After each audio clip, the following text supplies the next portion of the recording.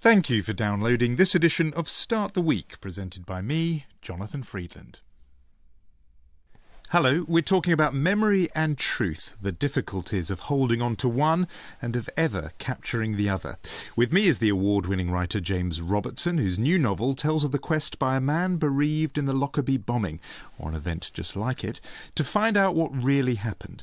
Adam Broomberg is one half of a duo that has just won the Deutsche Börse Photography Prize for a work that continues a long-held interest in the depiction of war and grapples with the age-old question of whether the camera ever lies. And Jane Rogers is the author of The Testament of Jessie Lamb, which is now adapted into a drama for Radio 4. It imagines a dystopian near future when today's world will seem like a cherished memory. But we begin with Memory Palace, a novella by Hari Kunzru, which is at the heart of an unusual exhibition, Mixing Words and the Visual Arts, opening later this month at the Victoria and Albert Museum. And Hari Kunzru, Memory Palace imagines a broken and ruined London several generations after a great disaster has wiped out past civilization, including all books, all written language, in which recording the past in any form has now become illegal. Usually dystopias reflect some kind of present-day concern about the world we live in now. So what's the anxiety that fueled this book? Well, I think we're in a phase of British history where we're thinking a lot about the destruction of what we've built over the last 50, 60 years, a kind of social destruction. I mean, in a disguised way, this is a book about the financial crisis, I suppose. We're thinking about the ruins and what it might be like living after something, after a peak of civilization. And the book does occasionally refer to like a great crash, a great event, a disaster that's happened before. And people have now forgotten much of what went on before and sort of half-remembered or misremembered things. And so you do wonderful things with the language. So we have Euston is now thought to be Used Town, and the Olympic Village is just known as the Olympics because people have forgotten what the names of these places were. Do you have a worry about memory because we load so much of our memory now electronically and store it digitally and in the cloud? I suppose it is vulnerable to somehow being lost. Well, if you think about it in a straightforward way, I mean, when I was a kid, I used to know phone numbers. I used to know the numbers of all the people close to me, and now I think I could barely reel off my wife's cell phone number because they are all in my phone. We've outsourced so much of our memory to our devices and to this digital infrastructure that we have. I mean, what would it mean if that was all wiped in a sort of sudden catastrophic event? And what would it mean for civilization more generally? I mean, how would you know about land titles? How would you know about all sorts of records? It would very quickly turn into a kind of dog-eat-dog situation. And so generations after that's gone, in my imagined world, there are some people who think that all the trappings of civilization were in some way sinful and want to wipe them out altogether, to go further into something they imagine as the wilding, this moment of absolute harmony and union with nature. I mean, there is a new book out now which calls for the real rewilding of Britain, and there are people in the Green movement who've talked in this way, perhaps. Is this partly the purpose of the book? Is there a polemical purpose there in which you're suggesting that some of the wilder edges of the Green, the anti-consumerist movement, have evoked this sort of rural idyll, and there you're coming along to say it wouldn't be that idyllic after all? I don't know whether it's a polemic. I'm certainly wanting to ask the question about this opposition between natural and artificial, which I think a lot of us take as a very simple thing, but which is actually much more complicated. I mean, there are many natural things which are bad and dangerous. Syphilis is natural. And there are artificial things which we think of as, which are very useful to us. I like antibiotics, for example. And we often, I think, especially British middle-class people, have a thing about anything natural being a jolly good thing. And I'd like to think more carefully about what it is that we have made with civilization that is worth keeping, and what we should perhaps abandon. I'm very sympathetic to the notion that we should live in a way that doesn't exceed the carrying capacity of the earth. Because part of the idea is to make people feel that there's something worth holding on to in the non-organic, that people might even, after reading your book, feel nostalgic for some of the technology we do have. Just before we bring others in, this point about how things are stored and the vulnerability, you talk about land titles. There are some people in the sort of librarian world who are thinking we do need to think about different methods of how we store this stuff, so it can't get wiped. In the book you imagine a great magnetisation, some magnetic storm that wipes all this. I mean, do you think we should be making sure we have hard copies of everything and keeping them in big brick buildings in libraries? Well, I mean, that's certainly one question, but I mean, in a more immediate way, we have a situation where things that we made as little as 10, 15 years ago are now inaccessible to us. I mean, the digital curating is a growing area, and say, for example, the internet-based material from the 90s is often not compatible with what we're doing now. So we have a much more immediate question of forgetting. And until we have systems in place that will actually keep these things accessible, we risk losing a whole kind of, section of our culture. Once upon a time there were caches of writers' letters for academics to look through, and now it's much harder to sift through emails that may have been archived or not archived in various defunct formats. Adam Broomberg. I mean, Harry, in some ways, your nightmares is kind of a calming thought for me. I mean, if I had to think of the idea of the 375 billion digital images that have been made so far this year, if they had to materialize, and I often wake up in a cold sweat at night, imagining a kind of tsunami coming out of happy snaps of all of these images. So the loss of that, it is not necessarily a negative thing for me. I think there's kind of too much of it. It's interesting to think about what should be persisting and what shouldn't. And there's this sort of popular social media thing recently of a kind of an image sharing thing where the image would actually fade quite quickly. And I like that idea. I don't see why there should be a permanent trail of everything. We should choose what to keep and what to abandon. Although what's worrying in your dystopia is the idea that there's no choice involved at all. Everything's been lost. We can't have that selection. Jane Rogers, we're going to talk about your own dystopian vision of the slightly nearer future in a moment. But this theme of people being out there who are nostalgic or have some yearning for the simpler life before we had technology, one of the characters in your story voices that and acts on that. The notion that life before was better. Do you feel this sort of thought is out there and needs to be addressed? Certainly it's out there. And I think, I don't know how to answer that. and just the notion of somehow that technology and advances and science have perhaps made life more complicated and not improved it. I mean, science looms very large in your story. I mean, yes, okay. That's a point of view. And it was interesting, actually. One of the things that I think you said in an interview about it, Hari, was that there's this kind of knee-jerk reaction that says, there shouldn't be greening. There shouldn't be scientific too much scientific control over our lives. What I was interested in thinking about was how the sort of the conflict between wanting scientific advance to happen and thinking that it is bad is actually explored on a personal level in one person's life. I found it very interesting that you were actually looking at it society-wide in your novel, and how it had happened historically over a period of time, how that view had come to really be incredibly destructive and actually terrifying in the end. Because in the end, if we have no stories, if we have no memory, we've lost our humanity, as you say. But if, going back to the individual level, as an individual series of choices that a person can make, it becomes a very immediate conflict about how much an individual should remember of their own life. And your focus, it is quite right, Hari, is society and what choices it makes. But that notion that memory is the core, there's nothing without it, because once we've lost it, it's civilization itself that goes. People are sort of in this ravaged, apocalyptic environment in your book. I mean, this is a story that was made for presentation in the Victoria and Albert Museum, which is a sort of memory palace of a kind. It's a storehouse of cultural memory.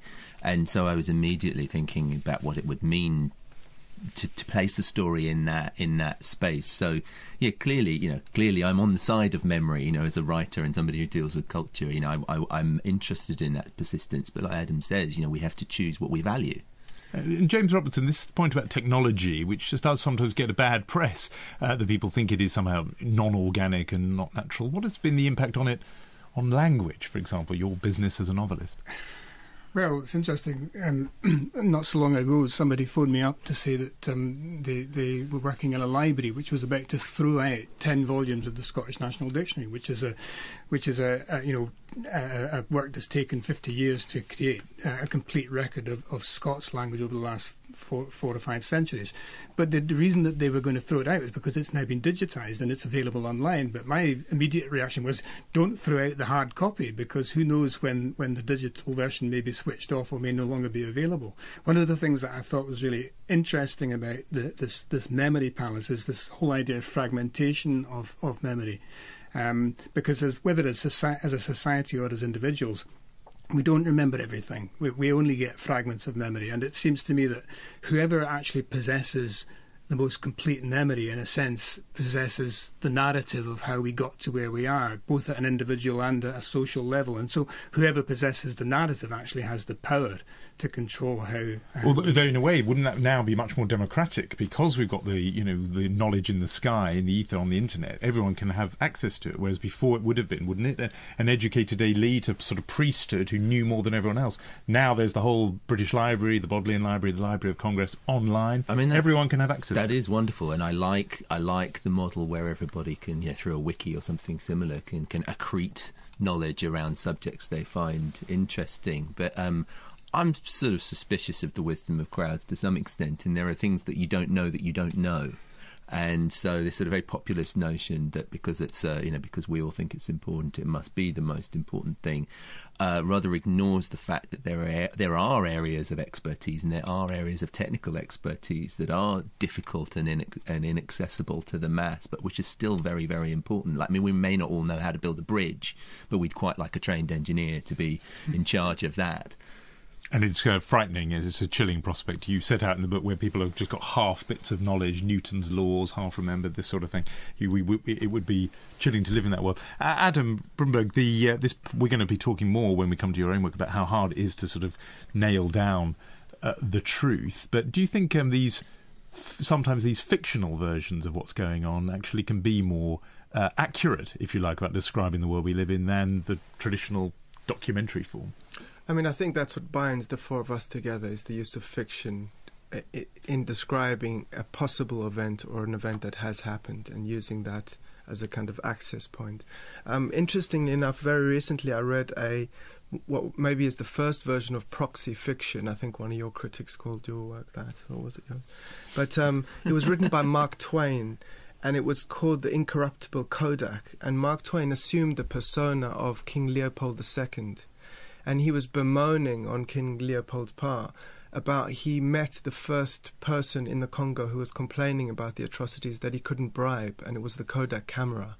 Mm-hmm. And I think that's very interesting. But that's the kind of romantic legacy of the camera, and that it delivers this incorruptible truth, essentially, which we all know now is a falsity. But I think this idea of fiction, which Mark Twain was assuming already, to talk about a highly politicized issue, is an age-old technique, and as we all using it, is still very very powerful. Well, let's move on to the second example of fiction, from Hari's future world to a chilling story set apparently just a few months from now, in which a virus has spread, an infection that kills all women who become pregnant. Jane Rogers, this is originally your novel, The Testament of Jessie Lamb, and now become a radio play. There is a sense in that story that the older generation, the generation just before, the parents' generation in the story, have messed up very badly, that they've got the world into a terrible mess, which now the younger generation, Jessie Lamb is 16, is having to deal with and confront. Is that actually how you see it, that the forebears have messed up? Well, yeah, I see it in two stages, really. I mean, I started with the individual story. I was very, very interested in a very domestic story about the moment when a teenager reaches the point of rebellion and actually does the thing her parents don't want her to do. And it could be tiny, it could be just going out and getting drunk, or it could be taking an enormous political action.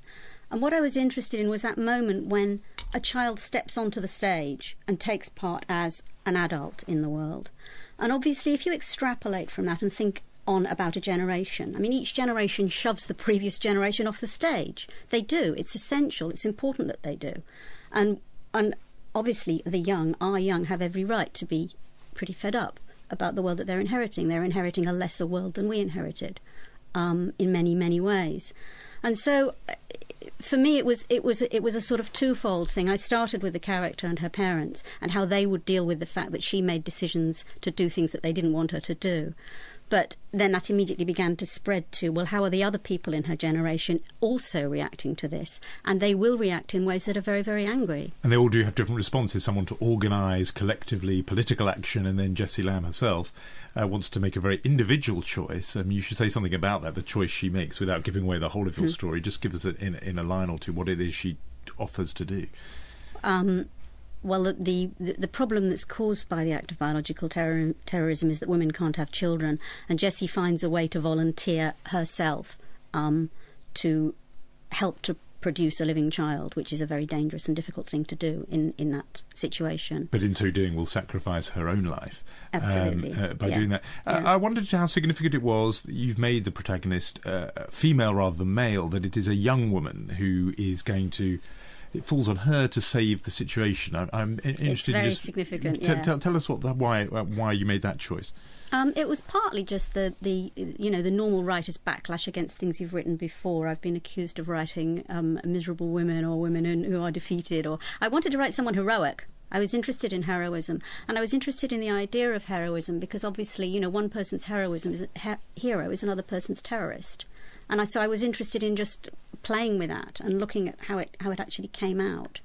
I needed her to be young because I think the young have the capacity to see things in a very black and white way, which makes it possible to act. And make this very morally extreme choice that she makes. Exactly. As we get older, we're kind of hedged around with all these, sensible considerations of what's right and what's wrong. But it's very clearly it's a novel, it's fiction. But you have made a point of saying it's a couple of months hence. It's in the sort of it's an alternative present. This generation that you actually see in the real world, now the younger generation, are they as idealistic as in a way the book suggests? Or the drama suggests? Well, I think they are. I think it's very interesting because you read these gloomy articles that say, that there's no politics among the young are apathetic, the young have been so conditioned by our consumer society that they're only interested in, the latest things they can buy.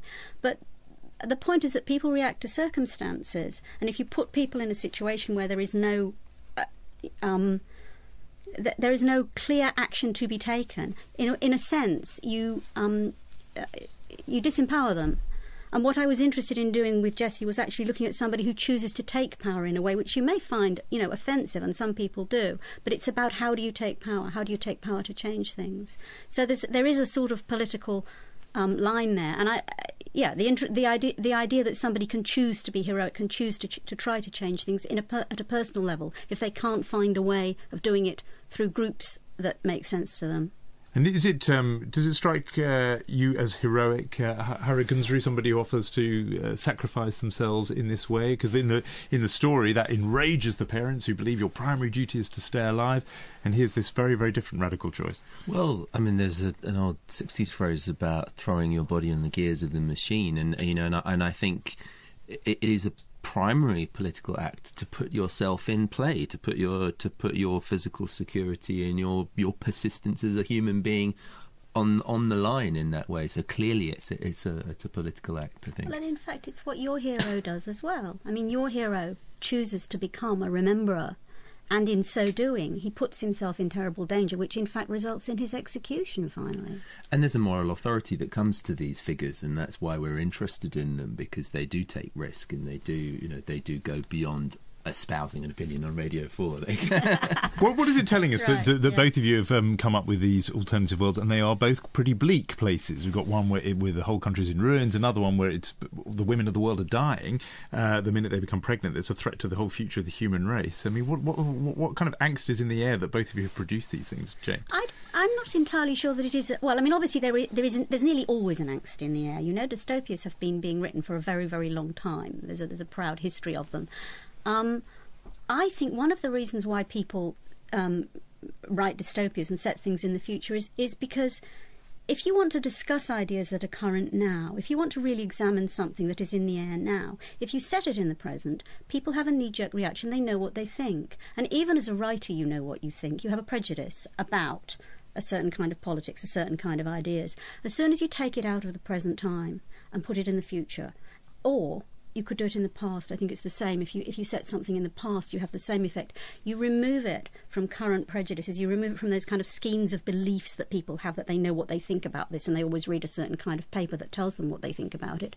Move it out of your own time and you free yourself up to think about it more openly, and you free the reader up to think about it openly. And James, I mean, there's a real contrast between what you've done, and we're going to come on to that, and these two works, in the sense that they're both imagined worlds in the future, and yours is very much in a kind of very realistic, to the point where it could be a version of real events that have happened. What do you think is that novelist's task? Is it more to describe this world that we're in, or to imagine other worlds? Well, it's interesting that you say that, because I'm actually thinking that, in fact, there is a sort of dystopian element to what I've written about as well, in the sense that this story takes place after a total disaster, and what this all makes me think of is that, in fact, there's some deep-rooted kind of shared historical consciousness. We always think that civilizations are going to come to an end. Maybe that goes back to thinking about the Roman Empire, and what succeeded that was something that we've traditionally known as the Dark Ages, and then that sets up a kind of contrast, because of course there's a way of thinking that actually it was quite good that the Roman Empire came to an end, and that the Dark Ages released some good stuff as well. And I noticed that Jane's book goes right back to Greek mythology as well, to the story of Iphigenia, and the idea that an individual can save an entire society by one act of heroism, which I thought was really interesting. Jane, do you want to say something about that, the sort of mythic roots of the story? Yes. James has put it beautifully. That's exactly it. I was kind of looking for a template, which is one of the things that I find myself doing at a certain point with a novel, when it's getting a bit baggy and shapeless, and I don't quite know where I'm pushing it to. Lots of nods of recognition around the table from fellow writers there who get that, who know that experience, but go on. Yeah, well, and so every story is an old story, and I was looking for something, a myth, an old story that would help me to feel confident that I was actually onto something here. And the story of Iphigenia, obviously, she has to die in order for there to be a wind to take the Greek ships to Troy. And initially, she's terrified. She doesn't want to do it. She's a child. Of course, she doesn't want to die. But as her father vacillates and says, "Well, okay, maybe you shouldn't," she comes through. She becomes strong. She takes it on, and she takes on her destiny, and she does it. Yes, and your character, Jessie Lamb, is almost positively enthusiastic for the task. She's resisting all this pressure not to do it. This point about the young and how they have to so often be sacrificed in a war situation. Adam Broomberg, some of your work has taken you directly into combat zones and seen war up front. War does so often seem to be about sacrifice of the young. I think, again, that's the heroic depiction of it, which is the official line, and I think our work seeks to kind of undermine that official line of it. So, for instance, the one project we spent in 2008, we got ourselves embedded with the Ministry of Defence in Afghanistan, in Helmand province. And that was just a result, I think, of a kind of frustration of the sanitized view we were seeing of both wars in Afghanistan and Iraq.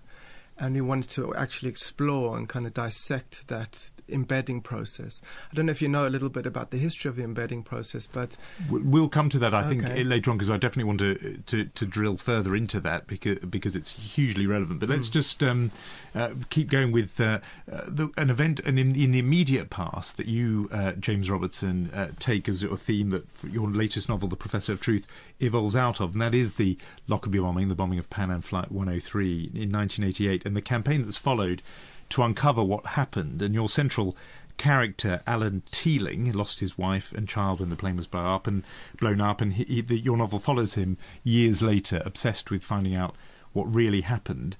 This is an event that's almost a generation ago now. What led you to, first of all, deal with this subject, and particularly to render it in fiction? Because a lot of people have seen the non-fiction, the real-world parallels with the characters and the story.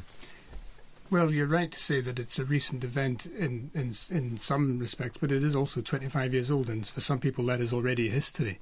But I suppose it's a story that's been going on throughout my adult life, and it's still not over. The event itself, the Lockerbie event, has had a sort of a story that has gone on for a long time since then. And my interest in it was I suppose, sparked by the fact that it didn't seem to have a conclusion, because of the growing doubts amongst many people that the wrong person was convicted of that act. And my reason for this writing, is the Libyan Megrahi who was Abdel Basit al-Megrahi, who was brought to trial eventually in Camp Zeist in the Netherlands, and then was imprisoned and then subsequently released on compassionate grounds because he had cancer and died just over a year ago. But my interest in writing and exploring this subject through fiction really came because I could have, I've researched the whole story very thoroughly, and I could have, I suppose, written a work of non-fiction about it, but it seemed to me there was already a huge amount of non-fiction out there about Lockerbie. There's a massive amount of material in book form and on the internet, some of it of very, very high quality and in great detail. And I wanted to try and move the story away from that massive, complicated material and detail, and try to, through a novel, to look at some of the sort of the real elements that always attach to such a big story. Questions about the nature of truth, the nature of power, the nature of justice, and where justice and law perhaps start going in different directions. But you felt you could get to the truth, if you like, of those issues more deeply through fiction than by just a documentary record. Well, if I had felt that I was going to get the answers, as it were, the answers that some people still absolutely want to have around Lockerbie, then to write it, to explore that through fiction isn't necessarily going to do that. So for me, it was a way of looking at the big issues that, as I said, arise out of such a story. Not necessarily to provide a sort of definitive answer, say, if you read this novel, you will then know exactly what happened around Lockerbie, because that's, as I said, that's not what the book is about. But just to say, this is another way of exploring some of the hugely important issues that attach to that story. And this business of truth is debated out loud, if you like, in the book, because you have our hero who's desperate to get to the bottom of this and to the truth, and he encounters people, including a sort of shadowy intelligence figure right early on, who tells him truth is a very slippery substance. You think you're going to get to some big answer, but there's a warning there that you won't. And in this debate about how possible truth is, where do you yourself come out? Well, I do think that in reality that there are sometimes real absolute truths that can be reached, but it also seems to me that truth is often buried or disguised in narrative, and it's, to me the really interesting thing about both about the real events that inspired the novel and the story in the novel itself are how different people present different narratives, and how then somebody else has to challenge an existing narrative by coming up with a different version of events. And it seems to me that it goes back to this elemental thing about storytelling, that actually it's through challenging narratives and correcting narratives that we might finally arrive at something that resembles the truth. I mean, it's very interesting how narrative the word appears. It's almost a sort of term of abuse occasionally in the book. The idea that you construct a narrative is just a stone's throw away from a deception. The suggestion there is that the official authorities constructed an official narrative that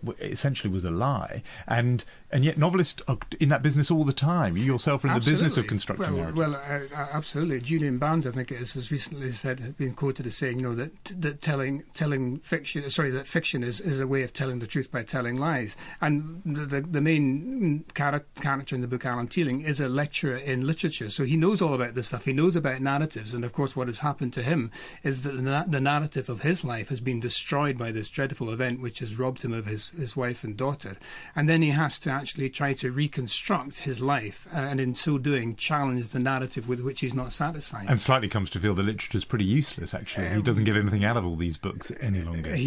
That's right. There's a sort of mismatch between what he does for a living and what actually he has to live through in reality. Hari Kunzru. It's a slightly crassly real-world question, but I was reading in the London Review of Books, Gareth Pearce, the defence lawyer, wrote a piece arguing that the Libyans weren't in fact responsible for Lockerbie, that it was a Palestinian group who were hired by the Iranians as revenge for their downed airliner, and there were real problems with the chain of custody on evidence and so on. I mean, do you have any sympathy with that point of view. I have total sympathy with that point of view. I mean, that seems to me to be one of the reasons, why so many people are dissatisfied with the version of events that we're expected to continue to believe. I mean, the book is quite polemical in that way, and people have noticed this and commented on it, that you've appeared at events with Jim Swire, the campaigner on this issue, who bears an uncanny resemblance to your Alan Teeling, so therefore it isn't just a literary exploration for you, this.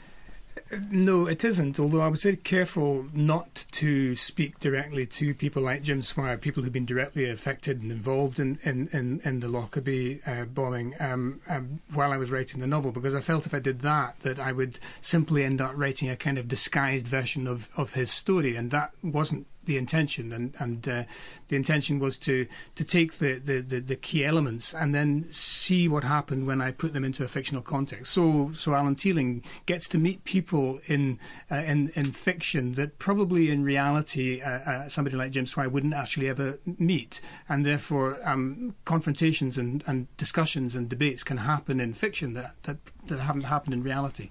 Adam Broomberg, this business of what Alan Teeling, the character, feels that there is a real truth, if only you can get to it. Your own work, and we'll talk about it more fully in a moment, but does explore this business of whether there is a truth you can get at. Where do you stand on that? I mean, around this table, I'm the mouthpiece of visual arts and images, so I'm going to talk on their behalf in this sense. But just in terms of their role of constructing this history, this narrative, I've always been very interested in how our collective memory coagulates around certain images, these iconic images that have informed us over time. And it's very much a constructed, choreographed history. And I think it's very important for us to be aware of how constructed that history is, and to kind of try and undermine that in a way. When you people think of Lockerbie, for example, the immediate image that comes up is that of the aeroplane cockpit lying in the field. I mean, that's the image that is almost always shown on news items whenever Lockerbie comes up, and so people have make that immediate visual association between that image and the whole Lockerbie And the question story. is, what does that tell us? How critical is that image? What does it inform us? And yet that is where memory is coagulated. That's the narrative. But just going back to this broad theme of how fiction informs us on all of this. Just last night I was reading Christy Lang, the critics from Frieze. She was quoting the poet Quinn Latimer, who describes works of art, and I think fiction, that's what we're involved in, as neither dreams nor documents. And that's what sets them apart. She describes them as a kind of powerful place where you can work unpoliced, and I think that's, I don't know what you feel about that. Unpoliced is good. I mean, in all kinds of ways. It was quite nice to be able to actually look at the story without feeling that they were being policed, either by being constrained by the evidence that's available or the evidence that perhaps has been hidden, in the real story. Jane Rogers. And I think that's the other thing that fiction does so brilliantly, is to reveal versions of the same truth. And I think it was Flaubert who said that fiction, that truth is perspective, and the way that for your character as he goes on his journey, each person who talks to him reveals a story which is their complete story. I mean, Parallel, particularly at the end, the guy whose evidence has finally caused the conviction. Once you start to unpick his human story, and we see the tale from his side, it becomes obvious that there's not one truth, there's many truths, and they all hold. And that each human being actually has a version of events that has to be then taken into account by other human beings to make sense of the world. Exactly. So now let's finally move to truth as it's seen through a different lens, as you say, the visual arts, especially this very vexed question of how to photograph conflict and war, and whether it's ever can be a truthful or accurate depiction of what's really happening. Adam Broomberg, together with your colleague Oliver Channerin, you've won this big prize, the Deutsche Börse Prize, for a book called, or for a work called War Primer 2. Before we go on to talk about these sort of wider issues that the visual arts and photojournalism throw up, just explain to us what War Primer 2 is, and how it particularly takes as its point of departure an earlier work by Bertolt Brecht. That's right. So in 1955, Brecht published the Kriegsfibel, the War Primer, very much a pedagogic, in the sense of a kind of school book. And mostly made while he was in exile away from his performance community. Every day he would cut out an image out of the newspaper and he would paste it into a scrapbook. And Brecht was famously very skeptical of the truth of images. In fact, he referred to them as hieroglyphics in need of decoding or deciphering. And in order to do that, he wrote a quatrain, a 4-line poem that he put under each of the images, which sometimes complicated the image, which sometimes clarified it, each time undermining its so-called claim to truth.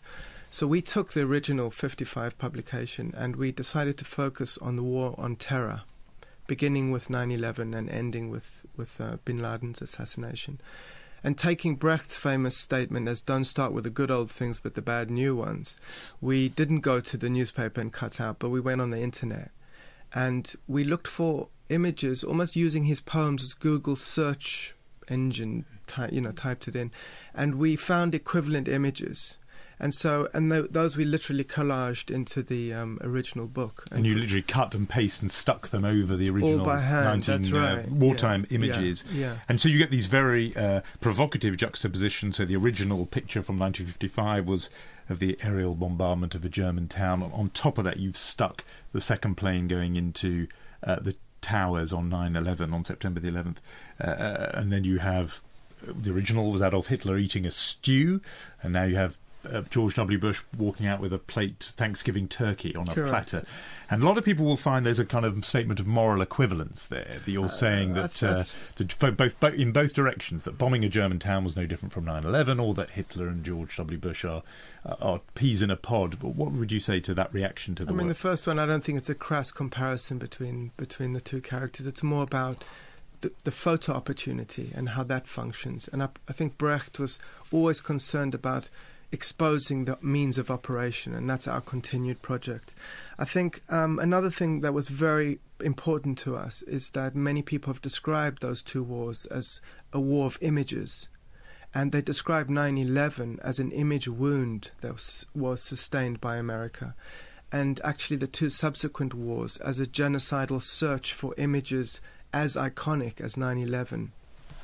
One thing that's really Hari Kunzru. apparent from looking at your work is that, in the Brecht's choice of images there, the definition of war there, it is the Second World War, and there's an element of him interrogating propaganda and the self-presentation of Hitler and other leaders.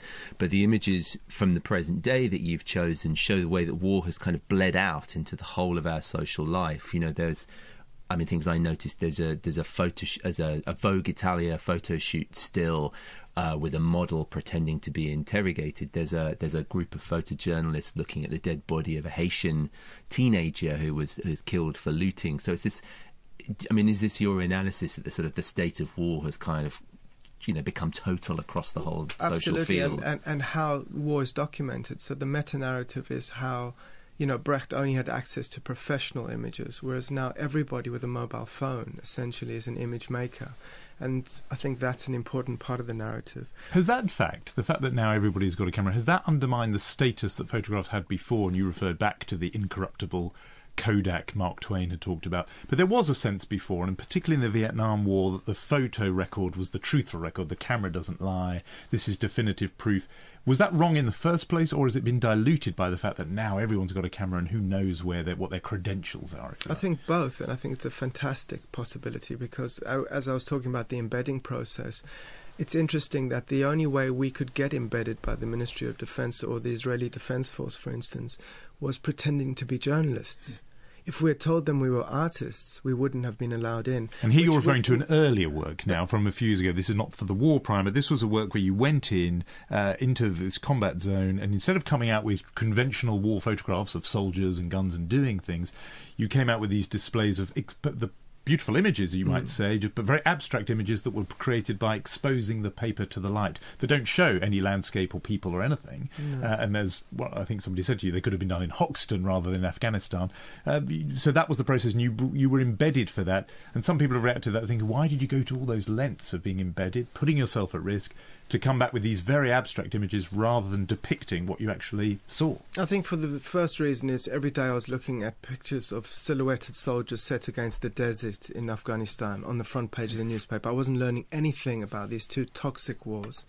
the other thing is, well, just to get back to the point I didn't finish, is that we were allowed in because we said we were journalists. We lied. And the fact that that power is more afraid of artists is very relevant to the four of us, because if we had said we were artists, they wouldn't have let us in because we wouldn't be policed. And when we were embedded, the embedding form is a work of art. I mean, you have to agree not to take pictures of any evidence of enemy fire, any wounded bodies, dead bodies, in fact, any evidence of war. So what they've done is actually systematically formed, a perfect in-house censorship system. James Robertson. I find that what you seem to be doing is challenging those very conventional narratives about war, which are in fact censored narratives. I mean, when we watch the TV news now, we're very used to somebody saying, some of the images you are about to see will be very distressing, and then quite often later on they say, we can't show you the rest of this because it's too graphic. So on the one hand, we're being told that war is horrible and very distressing, but then we're being spared the details. And it's almost like we've been told this is too much for your imaginations to bear. But actually, so it's a very censored view of war that we get through the news. But in fact, if we were actually shown the full sort of graphic details, then probably the reaction against war would be even stronger than it is. Perhaps. Very quickly, Hari Kunzru. I mean, isn't this a reaction to the sort of the way that photojournalism's had its legs chopped off since the Vietnam era? Vietnam, they got full access. Now you can't even show bodies in coffins. Very, very brief.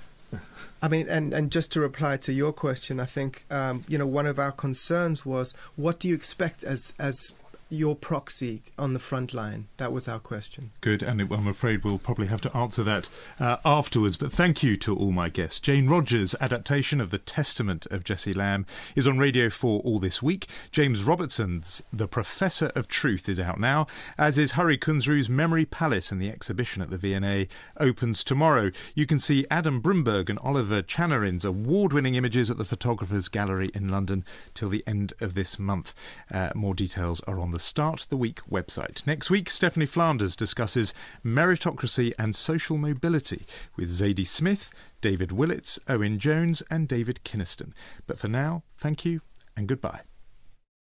There's more information about Start the Week on the programme's website. Go to bbc.co.uk, where you'll also find many more Radio 4 programmes you can download for free. Recording the past in any form has now become illegal. Usually dystopias reflect some kind of present-day concern about the world we live in now. So what's the anxiety that fueled this book?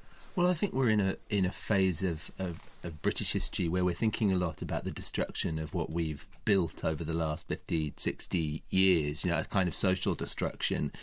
I mean, in a disguised way, this is a book about the financial crisis, I suppose. We're thinking about the ruins and what it might be like living after something, after a peak of civilization.